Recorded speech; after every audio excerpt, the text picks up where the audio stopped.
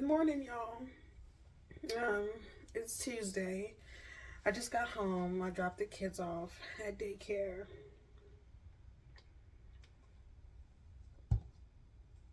Sorry, I'm all the way tired. As you can probably see from my face, like, this is how we wake up in the morning. I literally, I think I like threw some water on my face, brushed my teeth with some, and then like hit the mouthwash and took a towel to the baby's faces, put some lotion on in the car, sprayed their hair in the car. My kids have really coily, not necessarily kinky, they have really coily, like tight, coily hair. When I say tight, I mean like when you stretch it out, it's like hella stretched out. So like they have really long, coily hair, but it's tight. It's packed in is what I'm trying to say. So you see like my hair, like when I do that, you see like goes out to here. When you like pull their coils, I mean like their hair is super, super long, and that's so cute. I love it.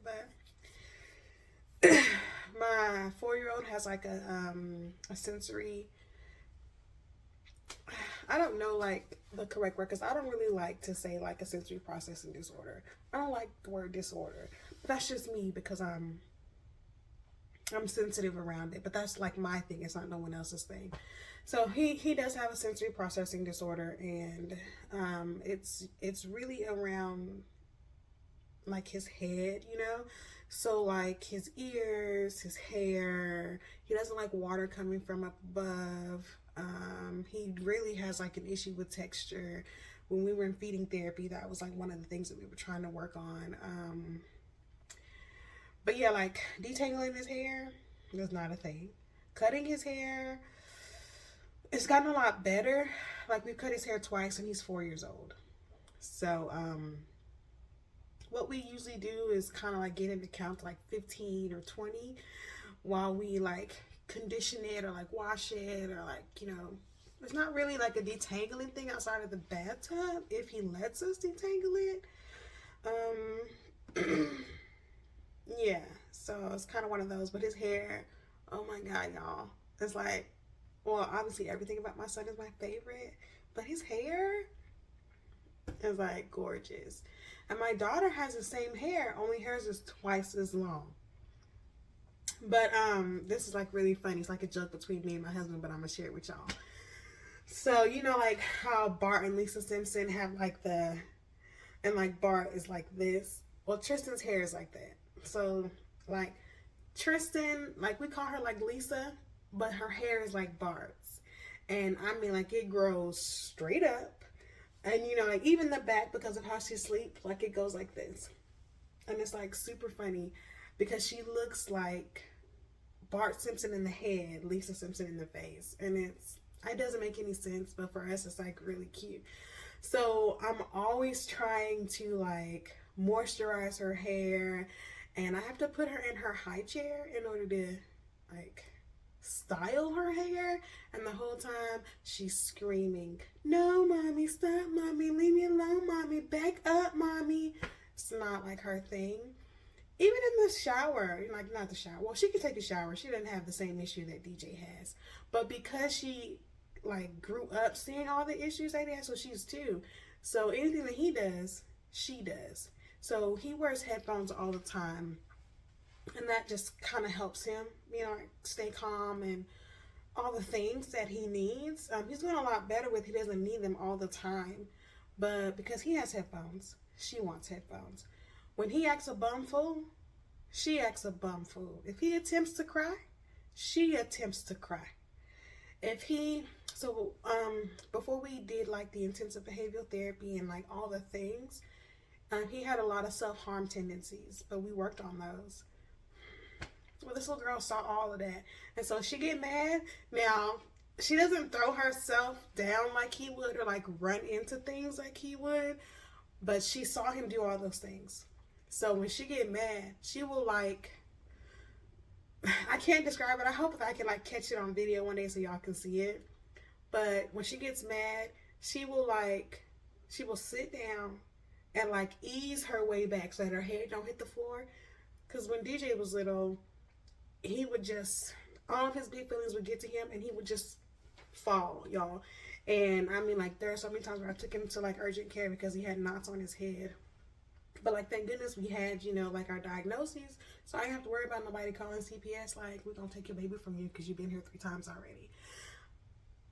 Don't nobody have time for that. But anyway, he would just throw himself down. It didn't matter where. He could be on concrete, y'all, and baby will bust his head. Tristan, though, she seen all that. And she was like, I'm going to do the same thing. Only I'm not going to bust my head. And like, she eases her way down to the ground. Like if she's like lying down on the floor, like she'll sit down, she'll take her arms, and she'll like, until like she's on the ground. And then she will start like throwing her legs in her arms and like crying and screaming. And you just sit there and you look at her and you be like, I know for a fact that you're not really upset because you just took the whole minute to make sure that you wouldn't hurt yourself. To lay on this ground and throw this temper tantrum. I'm sorry, y'all. I hope I catch it one day because it is so funny. And like the opposite is true too. It's like when she's like on her face, like she'll get down. For the old people, y'all remember there's a dance called the Crybaby. That's Tristan. So she gets down on the floor, and she does this. She puts her hands under her face, or you know, like this. So she will do that, and then she'll lay on the ground, and she will cry. And she'll kick her legs and her butt, and like rotate her hips, and like scream and fuss and all the things. You know, that's why I said like it reminds me of the Crybaby. The only difference is you know it's not the rhythm with the butt, but yeah, that's her. So she's not gonna hurt herself. She's like, no, I'm not doing that. But I am gonna act a bum fool and scream and cry and get myself into a safe position before I start flailing my body limbs. So I don't know how we got to talking about them temper tantrums from their coily hair. Anyway, we put on lotion, we moisturize our hair in the car, and I always be afraid that people gonna walk by and be like, she is abusing those kids because they scream. You know, we can get DJ to count to maybe 30, but he's screaming counting. Like he's screaming counting like 1, 2, 3, 4, 5, but he's screaming it. You know, and we're like really trying to like penetrate, you know, get to his scalp because his hair is thick. Like his hair is thick. So I'm what you call a straight natural. Most of the time, like 90% of the time when I'm not in a protective styling, I am a straight natural. Every now and then you will catch me with like my like natural state of like coily, kinky poofiness. And my hair is so thick that I don't even want to touch it. But when I'm straight, my hair, you know, is like this. It's really, you know, like not necessarily thick, but it's not necessarily thin either. But when I pull it back into a ponytail, it's thin. You saw it in a ponytail from yesterday when I was doing my little grocery haul. If I put that in, if I didn't, I'll insert a picture here of me like with a ponytail. But yeah, so we like literally spend like that 30 seconds like really like working in, like getting to his scalp and trying to like break his hair up a little bit. And Tristan, she can't count to 30. She's 2 years old, y'all. She's 2. She's not counting nobody's 30. So it's kind of us, if she's not in her high chair, 100% we are chasing her around. Or like, dang, it's like a wrestling move, but I can't think of it. Oh, we're not like a big wrestling household. My husband and all 3 of these kids are like a big wrestling household. I grew up in the wrestling household, and like between wrestling and football, like that was me and my daddy's thing. But then I got older, and like we still can like talk about it. Like we can still like sit down and like talk about it, and like I can watch wrestling and like sports and stuff and get just as worked up as him. But I usually don't because sports make my heart palpitate. I get really invested. Like I haven't watched football in years, and I went home But we all went home for the holidays. We were there for 2.5 weeks. Like, they got out of school on Friday, and we hopped a flight, you know, and then we came back on the 1st. So it was like 17, 18 days we was gone at my mom and daddy house. And he had it was like the Texas Classics, I don't know, you know, like the 5A and like the division games or whatever. I don't know what they're called, but they had them, and they were at the Cowboy Stadium, I think. Was that the Ohio game? I don't remember, but they were somewhere, and they were the high school games, and we was watching. And when I tell y'all, I hadn't watched football in years, and I really only watched it for like that hour that day. But I mean, between the heart palpitations and the bad calls and the misplays, and having to remind myself that it was high school football, but you know, high school football in Texas is real. But so yeah, anyway, I had to remind myself of Texas football. I was acting a plum fool just like with my daddy. Every time the ref made a bad call, or if someone missed a play, or if there was a big play, mind you, like, football in Texas is real. And just that hour that I watched the games, I think who was playing? I think it was South Oak Cliff. And I'd have to Google it. But I don't know, but it was a really good game. And then there was another school that I'd never heard of. Obviously, Texas is huge, and football is huger than the state of Texas. And there are plenty of like big schools that you have no idea about. But there was one that I was surprised was in such a large division, simply because it's not such a large like city. But then my dad explained it to me. He was like, you know, like most of these like bigger like A schools or whatever, they like come together and have like one big high school, and then like the talent pool is like really saturated. So like you can have all these amazing players in Texas. We be pushing out some players. You have all these amazing players, but because that whole, I don't know, like district go to that one high school, then I mean, like, you could have the top, I don't know, however many players, but everybody can't make the football team. So then you have all these amazing prospects, you know, who like football is their life. So their family will move, you know, to like a smaller, you know, division, and so that their kids will have the opportunity to play. And I was like, you know what? That is like super smart. And my husband watched a documentary about football. Y'all, I've been talking for 12 minutes about just random things.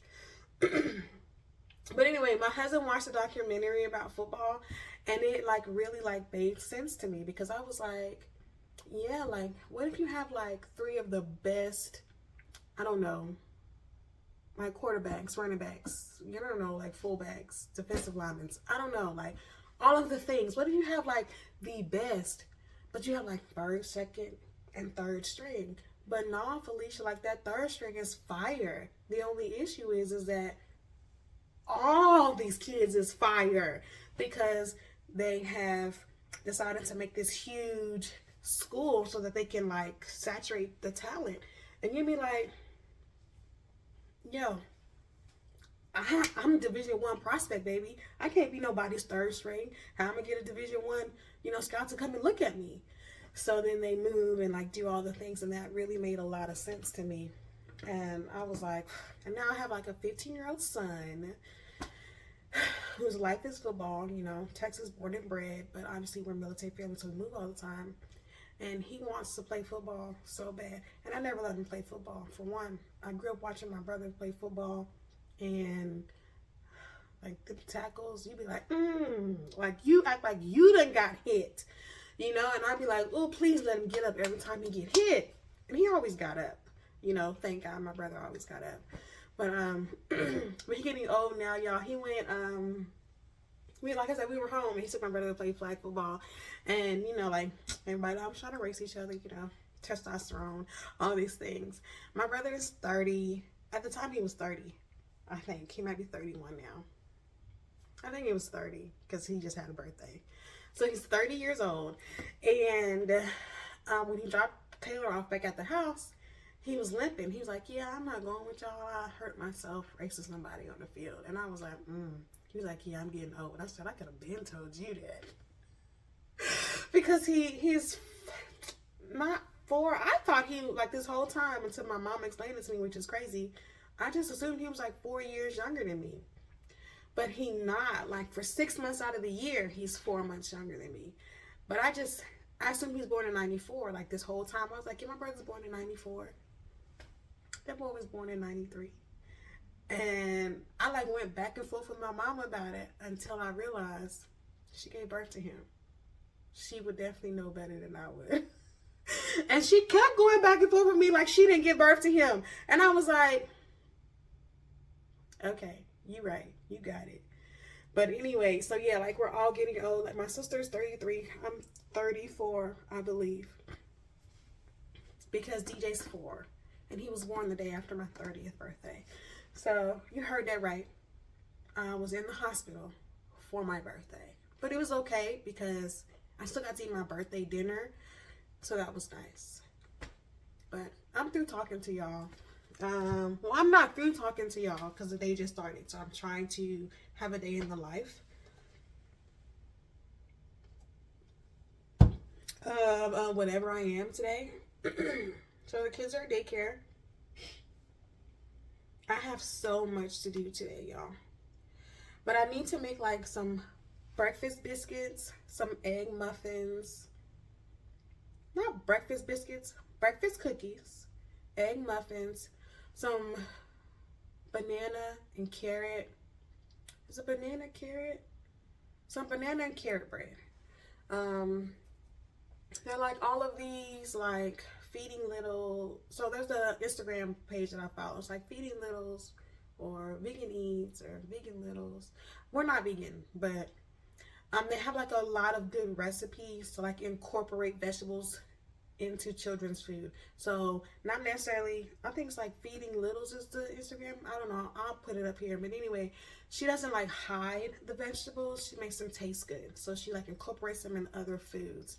And there's also one page that I follow where she like makes her kids smoothies every week. So I'll make my kids smoothies every week. You just saw us do it. And I usually will put in like whatever vegetable we didn't eat. Like we didn't finish for the week before I have to throw it away. I mean, like I throw like peas, green beans, like all the things, spinach, all the things into these smoothies. And yesterday we didn't, we just made a regular fruit smoothie, but I was upset with myself because I didn't put the vitamins in it before they drank it. But they have one in the, friends, I forgot to put the baby's yogurt in his backpack. What time is it? It's not even, well, I could go back up there because they eat lunch in an hour, like an hour and 15. And it's just like a 15-minute drive, but I'm not going to go back up there. I'm just going to give it to him when he gets home for a snack. Like him and his sister, they can just have their yogurt, their fruit smoothies or whatever, their yogurt fruit smoothies or whatever for a snack this afternoon when they get home. So I think I'll do that. But yeah, I always put this in it though, maybe like a little bit of honey. Just because I don't play no games. Like my kids need to stay unconstipated. Like we don't do constipation in this house. I don't think Gigi's ever been constipated, but Tristan, I've had to take her to the emergency room for her constipation, and ain't nobody got time for that. But that was when we were switching from breast milk to like whole milk. And so for like 3 or 4 months, she didn't drink any like type of milk at all. And like we sat down and we were like, you know what, she don't need milk. I'll make sure she gets everything she can get from milk. I'll make sure she gets it from her foods. And I have been like really on it. That's when I found like all these vegan or like Feeding Littles or like all of these like feeding little kids or babies or introducing toddlers. Like there's a dietitian page that I follow, but she's a mom, so like she like introduced like all these foods to her kids. And so I follow her, and I follow a bunch of just like feeding toddlers pages because I have 2 toddlers and I want them to have a really healthy palate because I don't have, I'm picky as hell. I'm picky. If you looked in the dictionary and you looked up the word picky, the visual would be my face because I didn't eat at all. So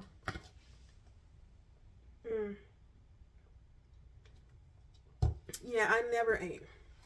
Like anything. If it looked nasty, I wasn't gonna eat it. If it smelled nasty, I wasn't gonna eat it. If I thought it looked or smelled nasty and it smelled delicious, just because I thought it was nasty, I wasn't gonna eat it. And as I've become an adult, I realized, like, dang, Tanisha, you've been missing out on life, girl. And now I try like everything. So like now I order foods and I just order it. I'm like, can I get this? But I used to be like, can I get this, but take this off? And can you add this, and but take this and this and this? I want it plain and dry. I want the meat, the bacon, and the bread, you know? So now I like go to places and like I'll order the food and I'll try it. So I'm so proud of myself, y'all, because I didn't used to do that. I'd be like, whatever it is, I don't want it like that. I want it like this. Substitute everything. I don't want nothing. But last year was the first year that I had guacamole. I know. But it don't taste like nothing. So that was like a really good thing. Like I'm sure they have like guacamole that tastes like stuff, you know? But like to have like a bland nothingness was like great for me because I'm hella picky. So that was beautiful. But now I eat like all these different things, like, and I'm so proud of myself. And I'm like, top tier, yes. So I bought an avocado yesterday. Ooh, because I want to introduce avocado toast to my kids. I know, something super simple, right? But I found this beautiful, like, fancy recipe on Instagram. But it's not like super like fancy. It's like toast and like the avocado with like a honey drizzle and like some other little things. I'm trying to like dress it up so that my kids will attempt to try it. And obviously I have to try it. Otherwise they won't eat it. Because I made the mistake of like fixing them foods and be like, oh, y'all are gonna love this. It's gonna be so good. And then they try to feed it to me. And I'll be like, I'm not eating that. So then they don't eat it. Y'all, they don't eat it. But anyway, let me get to my shenanigans this morning, y'all. My battery's dying. So let me go change my battery and I'll be right back.